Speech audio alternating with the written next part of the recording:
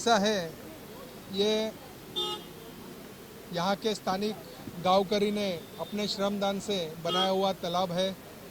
कई सालों के इसका इतिहास है और यहाँ के अड़ोस पड़ोस के सभी लोग यहाँ गणपति विसर्जन के लिए जब आते हैं तब अपने ढोल ताशे के साथ आते हैं, मिरवणुक से आते हैं और यहाँ विसर्जन करते वक्त यहाँ एक धार्मिक और भक्तिमय वातावरण रहता है।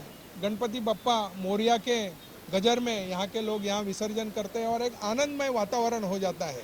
आप समझ सकते हैं कि जब ये तालाब का विसर्जन करने के लिए यहाँ के महानगर पालिका के अधिकारी ने मनाही की, इसके लिए हमने आंदोलन के लिए बात की, तब उन्होंने कल हमें आश्वासन दिया नहीं गणपति विसर्जन यहाँ होगा।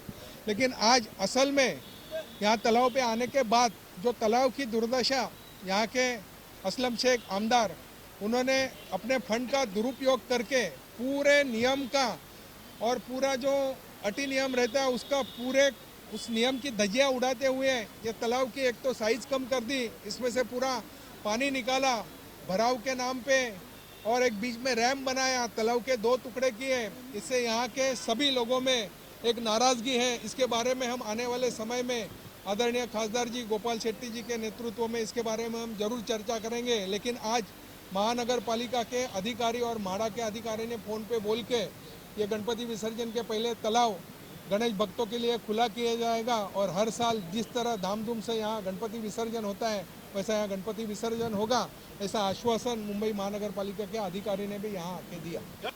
आंदोलन हमारी धार्मिक भावना से जुड़ा हुआ है। जनवरी में इसका काम शुरू हुआ, तब से जाकर आज अगस्त महीना शुरू है, 8वां महीना शुरू है। अब ये उन्हें जानकारी थी कि यहाँ पारंपरिक रूप से विसर्जन होता है, या तो काम उस तरह से होना चाहिए था या अभी तक काम पूरा होना चाहिए था। ये जानबूझकर हो रहा है कि यहाँ पर शतकों से रहने वाले कोली समाज के लोगों को ये गणपति विसर्जन की जो सुविधा थी वो बंद हो जाए। और मुझे दुर्भाग्य से कहना पड़ता है कि दगड़ खैर जो अभी महेश पाटिल बने हुए हैं, यदि उनको इस बात की कल्पना थी तो मुंबई शहर में गणपति विसर्जन की पूरी जिम्मेदारी यह मुंबई महानगर पालिका की है। मुंबई महानगर पालिका तकरीबन 2 महीने पहले से इस विषय में अपना काम शुरू करती है। जब यह उन्हें पता था कि इस साल यहाँ विसर्जन नहीं होगा तो ये जानकारी यहाँ के लोगों को देने के लिए आज अगस्त महीना क्यों हो रहा है?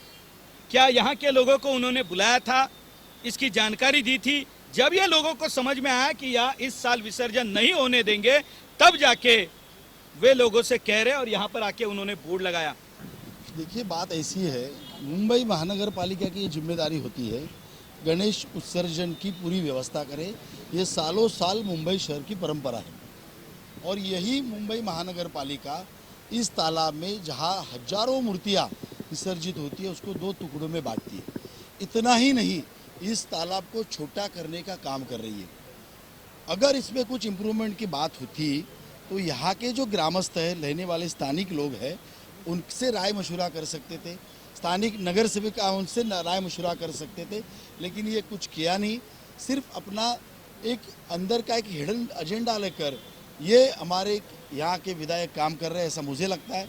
देश का प्रधानमंत्री घर घर तिरंगा द्वारा सभी हिंदू मुस्लिम सिख को इकट्ठा करने का काम कर रहा है और यहाँ का विधायक हिंदुओं को तकलीफ हो इस तरह का काम करके उनमें बंटवारा, समाज में बंटवारे का काम कर रहा है। ये हमारे दिल का दर्द है।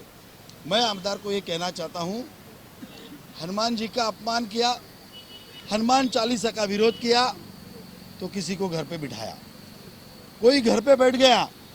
आप बाप्पा का अपमान कर रहे हो, बाप्पा का अपमान कर रहे हो, बाप्पा भी आपको जल्दी घर पे बिठाएगा, आपको भी उद्ध्वस्त करेगा।